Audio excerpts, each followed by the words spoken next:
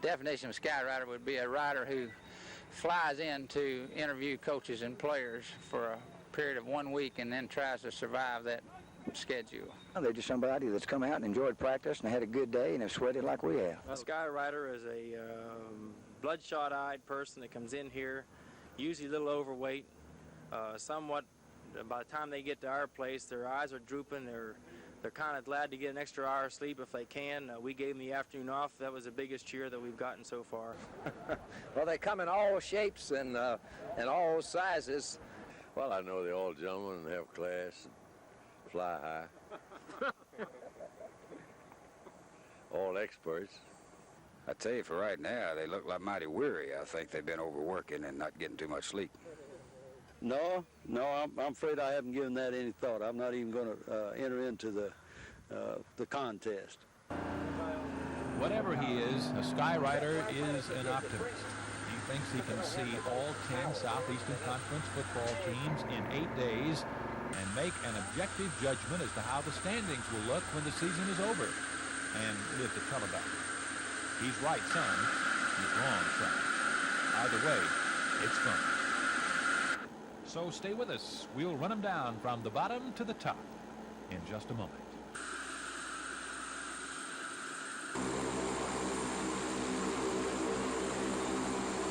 Skywriter's Southeastern Conference Preview is brought to you by the Mutual Savings Life Insurance Company. Mutual Savings is in the people business, serving the insurance needs of people.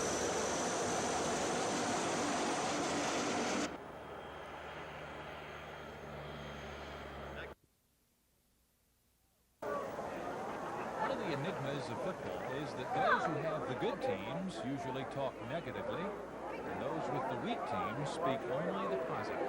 So it is with Vanderbilt's second-year coach, George McIntyre. He says his team will be better in every department. A team that hasn't won in 24 straight conference games has to try harder, and the Commodores are trying. Team-wise, we were there on Fan Appreciation Day, and believe me, the players appreciate their fans, among the most loyal and long-suffering in all of football, and they want to win for them. Well, Phil, I think the team this year will be a tougher team than it was. I don't think we're any great football team that we're going to go running through the SEC or anybody else, but I think we'll be physically and mentally tougher than we were. We've got good kicking game. We've got the potential to have a very good offense, and I think our defense will be much tougher than it was. The painful truth is that Vanderbilt does not have enough winning football players, but they're trying to get them. Fundraising has been much better this year. A $12 million stadium renovation is in the works.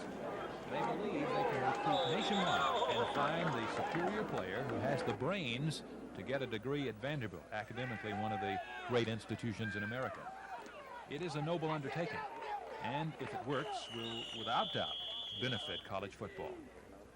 But until George McIntyre can put at least 3 great recruiting years together, Vanderbilt will continue to bring up the rear in the Southeastern Conference. 7 hold short on runway 31 right, you're behind an Eastern Electra. Tower 11901 holding short. Charlie Pell was shocked last season. He came to Florida after winning 10 games at Clemson in 1978, and last year he did not win once for the Gators. At the end of that winless season, a decision was made to switch to a pro type of attack. Some say because it's so difficult to find offensive linemen in Florida, while skilled players seem to abound. Mike Shanahan was brought in to coach the new offense, and 4 drop-back quarterbacks were recruited, one of whom will probably be the starting quarterback before the season is over. Good job, Terry. Charlie Pell, one of Bear's boys, believes his team will win in 1980. But a top 20 ranking, such as the one by ABC TV, evokes a Bear Bryant response. Well, I've seen some predictions that predict us not to win another game, too. So I don't pay much attention to those predictions. I think our football team is progressing as well as we could hope for it to at this point. We're going to be young. We got a lot of question marks, particularly in the secondary, with Tim Groves being the only senior and the rest being sophomores and freshmen. We're going to be challenged there, and particularly early. We don't have a punter. We have a few youngsters that I think will work for it, and I think we'll have a good punter. Brian Clark will be one of the strongest place kickers in the league, and I think that's going to be a factor for us. And if our defensive front can stay healthy, maybe that can compensate for our young secondary. You looked through 5 quarterbacks at least last year trying to find the right combination. Is that more settled this time? We're going to settle it more. You know, we've established Bob Huco that he went through spring practice and earned the #1 slot at quarterback, and he's going to keep that job until someone can take it away from him. The Gators were a salty lot on defense last year. If a quarterback should emerge, one who can deliver the ball to the premier wide receiver in the league, Chris Collinsworth, the Gators will win some. But not enough, say the Skyriders, to escape the second division.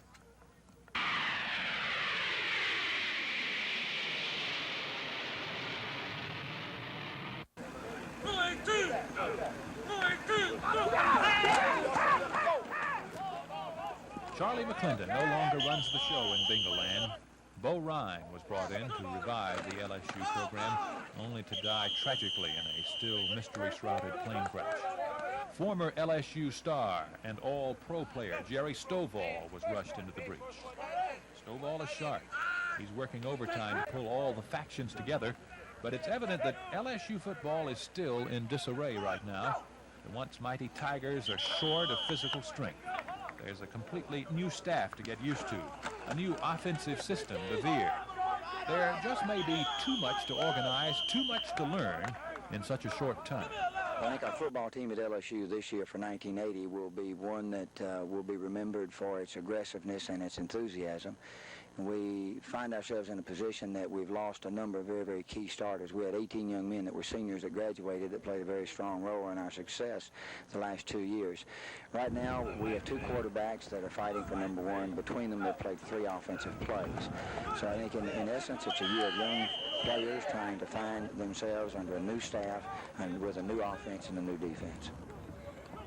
One thing favors LSU.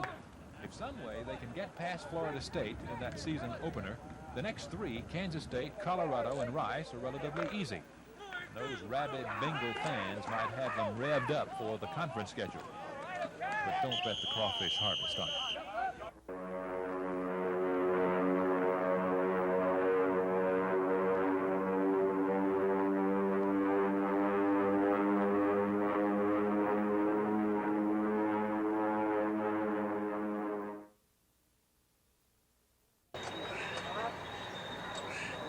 If quarterbacks could do it alone, you'd have to bet on the Ole Miss Rebels.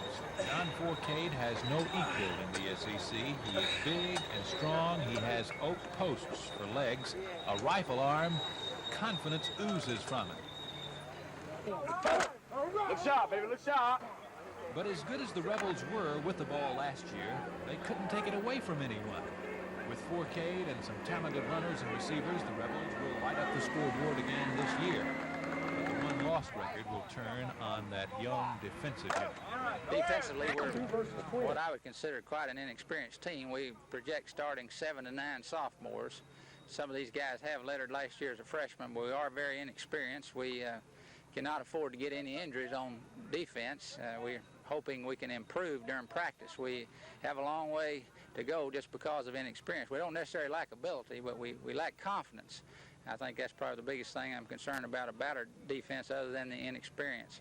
Offensively, we're, again, pretty much the exact opposite. We have a lot of people back that have played for several years. We have some very good skilled people, can catch the ball, throw the ball. We should have a good offensive team if they play to their potential. Our problem, again, would be we're worried about inexperience on defense.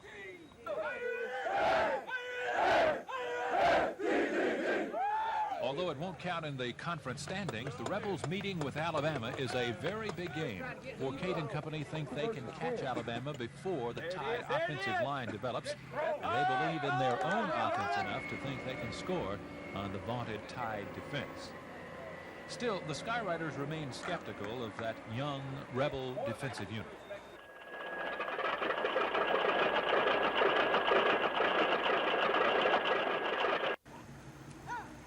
Mississippi State's Marty McDowell gained fame 2 years ago while on the receiving end of Dave Marler's passes. They were the best throwing combo in the Southeastern Conference.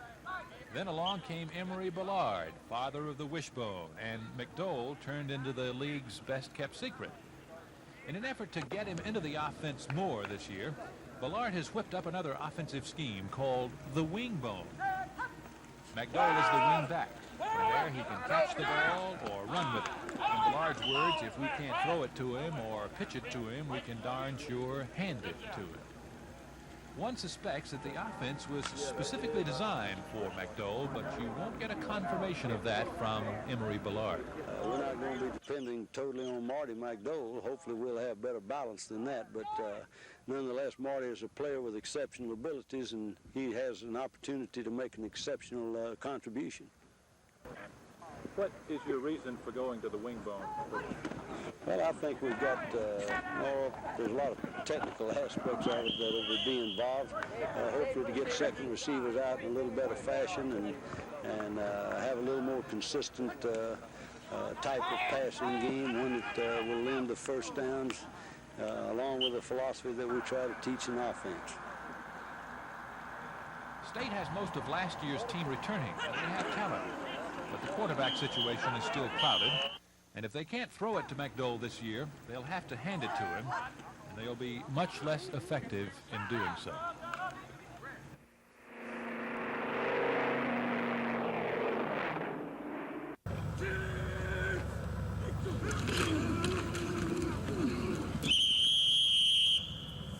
This time a year ago, Fran Kersey was preparing his Kentucky team without 5 of his first-string players that had been suspended during the summer. Kentucky, without its entire starting backfield, struggled to a 5-6 record. But those 5 starters have returned, along with 16 others, to give the Cats a very experienced team, provided no more suspensions are upcoming. Chief among the forgiven is running back Randy Brooks, a starter in 78 and 77. The Cats will be deep in the backfield. Currently leading a 4-way battle for the quarterback job is Terry Henry. But another suspended player from last year, Larry McCrimmon, has great talent and could take the job if his attitude is right. Kersey has overloaded his 95-player roster with underclassmen hoping to peak next year, he says, and challenge for the title. We can at least be feeling like we're building towards another good championship team that we had before, and we had some injuries on our team that we're holding out for next year too, so we could come out smoking next year. As far as the outlook for our team, I wouldn't say that the SIDs in our conference picked us 9th. I think the Skyriders, who are all knowledgeable in their choice of people, picked us no better than 9th, so I would say that they're such intelligent people, I'd have to say maybe we're 10th. Well, Coach, that's not exactly true. The Skyriders put the Cats in the middle of the pack. Personally, I believe they'll be higher.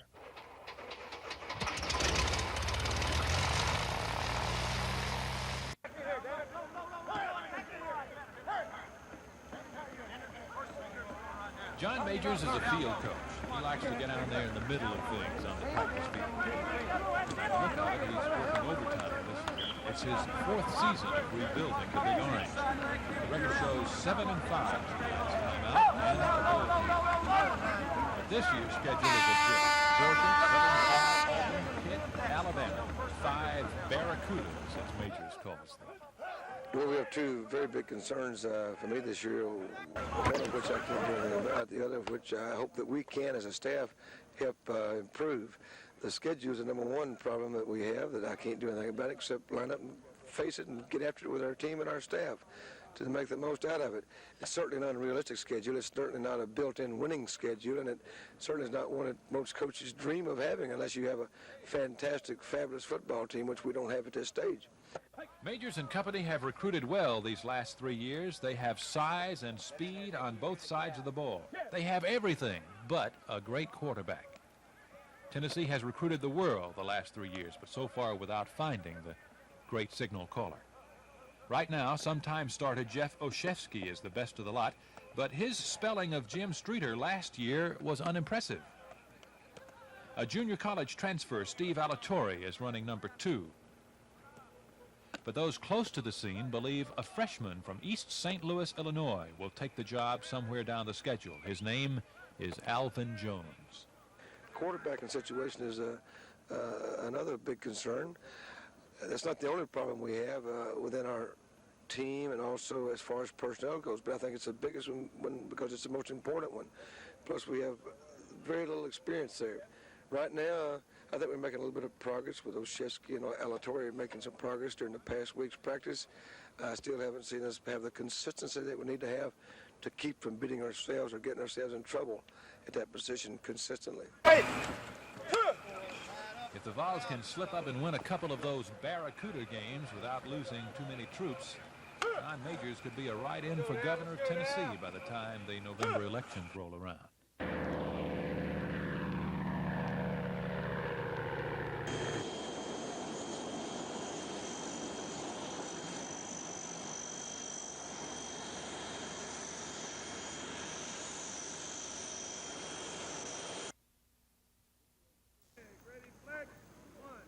If you're a member of the Southeastern Conference, there's a great advantage in not playing Alabama in football.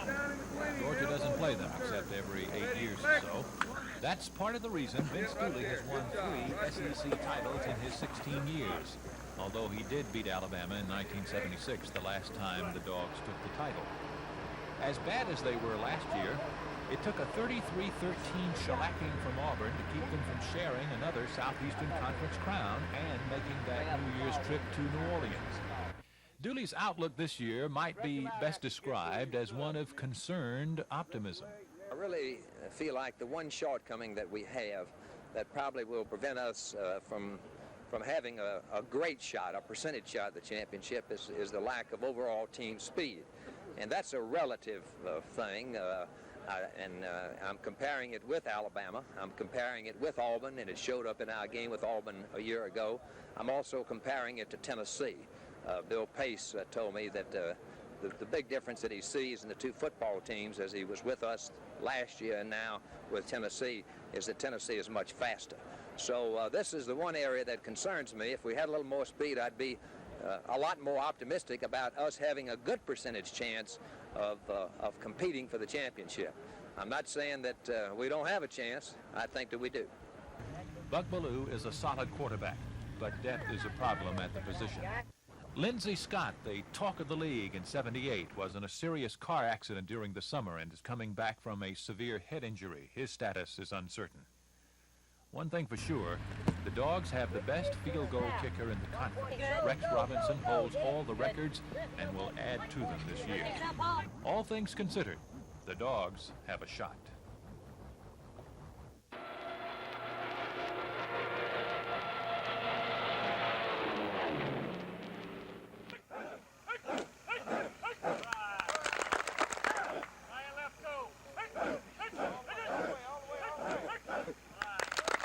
Douglas Barfield may be the toughest coach in the league. He followed a legend. A freshman coach he was while the alumni screamed for an established head man. He has recruited head-to-head in the same state and region with the game's acknowledged master. He has battled probation and all its attendant problems. Despite the odds, Barfield begins his 5th campaign at Auburn. His Tigers 8-3 last year, 4-2 in the Southeastern Conference, and the only team to lead the national champion in the 4th quarter. 10,000 seats have been added to Jordan-Hare Stadium. Tennessee is coming to Auburn on September 27th, and the little village on the plain will see a crowd like it has never seen before. This young man stands to be the greatest box office attraction since Pat Sullivan. James Brooks is a preseason All-American and a legitimate Heisman Trophy candidate. The plan is for Brooks to get the football in every conceivable way. For that plan to work, Auburn must have adequate quarterbacking. That heavy responsibility falls on Charles Thomas. We've got one quarterback that's played any varsity football, and that's Charles Thomas. He's an excellent athlete, but he needs experience, and he needs successful experience. We're concerned about that. Beyond Charles, we've got some question marks. We've got some young folks, Randy Campbell, Joe Sullivan, Todd Rubley, Scott Villar, walk-on, and none of them have ever played any varsity football. The Tigers have been mentioned prominently in the preseason polls, but if that is to be, several problems will have to be resolved.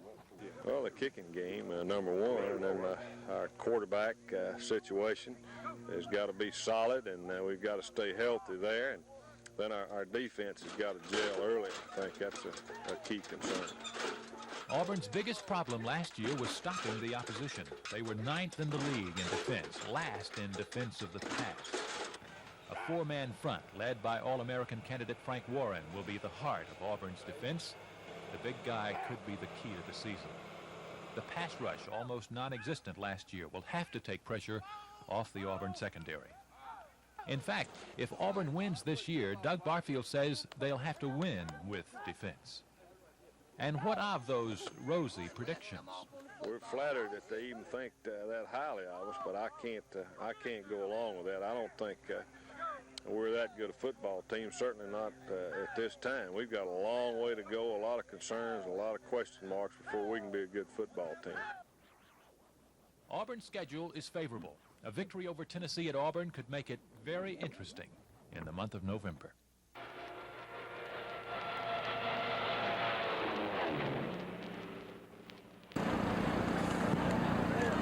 He doesn't like to talk about it. He won't be able to avoid it. Bear Bryant has begun the countdown, starting at 19. It's now 18. Alabama's season-opening victory over Georgia Tech. Amos Alonzo Stagg's record of 314 career victories in college football is in jeopardy. The Bear stands at 297. If the record falls in the latter part of the 1981 season, Alabama will have solved several problems. The biggest being in the offensive line. Every starter from that devastating unit is gone. In the Tech game, Alabama's talented running backs rolled up over 300 yards, but 80 of that came in the fourth quarter when Tech was physically out of it. The young unit does not blow the opposition back yet. They might in time. The other major concern for the Tide is at quarterback. Don Jacobs' heavily protected knee seemed to hold up well. He took some heavy blows.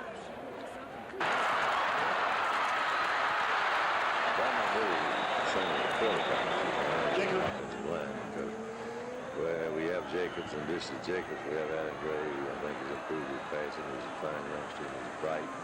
He's a tough runner. And we have Ken Coley that we played on defense last year. He hurt his knee. And he's coming on quarterback. He's going to have a lot to say about who plays quarterback. Alabama's defensive unit was the best in the league last year by virtually every means of measure. They've made a promising start against Tech. From first and goal at the 3, Tech went backward and missed a field goal. They managed only 3 points all day. A unit that allowed only 7 touchdowns all of last year began the 1980 campaign right on schedule. I think so. I think it's very solid, but we don't have the depth. We up front, we're very, very thin. If we don't get some help from the freshmen there, an injury or two could run us. We have depth and ability both, I think, in our secondary. Our front down people, including our ends, we don't have depth. I think we have quality, and hopefully we can find some freshmen to help out. While it may not be quite as overpowering as it was last year, the Tide offense showed some things in the first game that it did not possess in 1979. There's more speed in the backfield.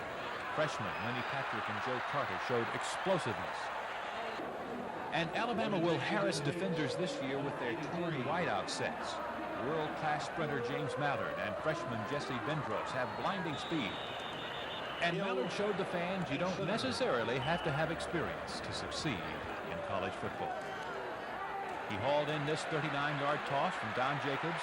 It was the first time he's touched the ball in a college football game. Alabama may not need to blow people back in 1980 as they did last year. They have the skills to go around and over this time. Plus a defensive unit that will score some while allowing the opposition very little.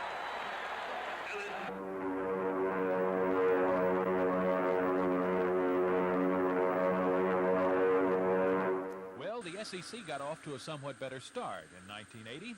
Last week, Alabama, Kentucky, and Mississippi State took out-of-conference victories while Ole Miss and LSU were beaten.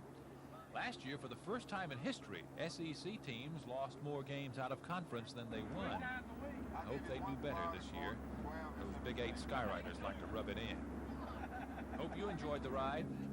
This is Phil Snow. Thank you. Thanks to our good sponsor, and good night.